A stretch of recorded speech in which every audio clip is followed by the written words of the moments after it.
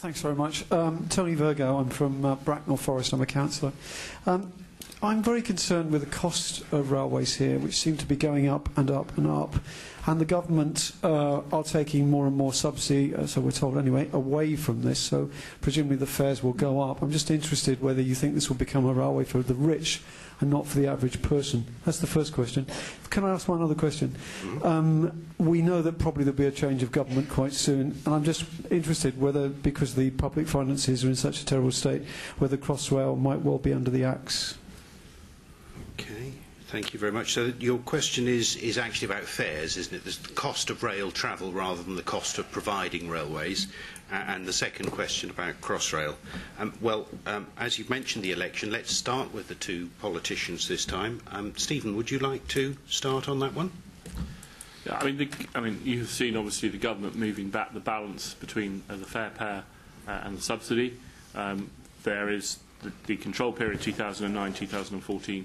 The next government will inherit, and that period, I think, in terms of what's going to be done, where things are done in that period, I think is something we might want to discuss. But I think that period and the financing of that period is relatively safe as far as I can see, and certainly my party has no plans to revisit that control period. As for Crossrail, well, I think that the message is that I suspect that whoever is in government next year will inherit a project already running. We've said right from the very beginning that we were supportive of Crossrail in principle. We wanted to see the finances. Now the finances have been put in place.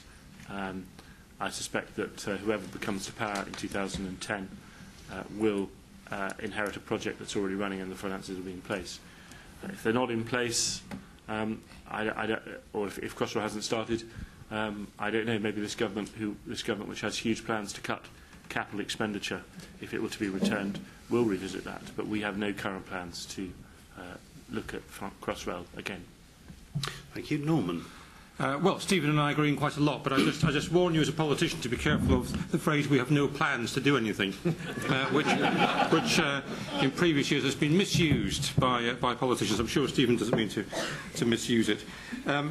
Look, I mean, the position is that there is going to be a difficult financial problem for wherever government comes in, and by the way, psychologically, a hung parliament's more likely than a term majority. But if you look at the finances, they are very fragile, and I think it's very important, therefore, that we be absolutely clear what the three main parties are going to do in the next parliament, and you need to be clear what is an absolute that will happen and what is subject to review of the books. And we've set out our promises very, very clearly, cast iron promises what we will and will not do and how we'll pay for it.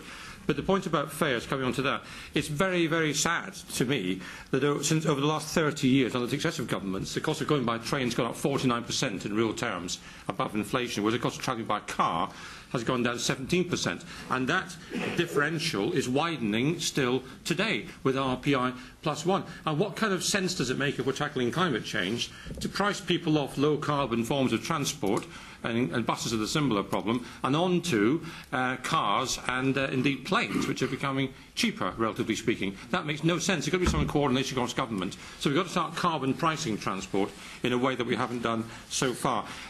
We don't believe in RPI +1. We think that's wrong. We propose a rail fares freeze this year, paid for. The accountants don't like it, but transferring capital to revenue by stopping 4 miles of motorway widening. That would have allowed all the train fares this year to have been frozen. Crossrail must go ahead. Indeed, it is going ahead. And by the time the election comes, there will be large holes in the ground and other such progress. And it's very, very difficult at that stage for any government, no matter what colour they are, to pull back from that process. And I think it will be too late to stop it at that stage. One last thing, if I may, Chris, on the fares. There's a lot of screaming, bleeding stumps from National Express in particular, who are trying to adopt a policy saying how hard up they are, how they've got to cut catering services, how they've got to charge you for reservations on your trains.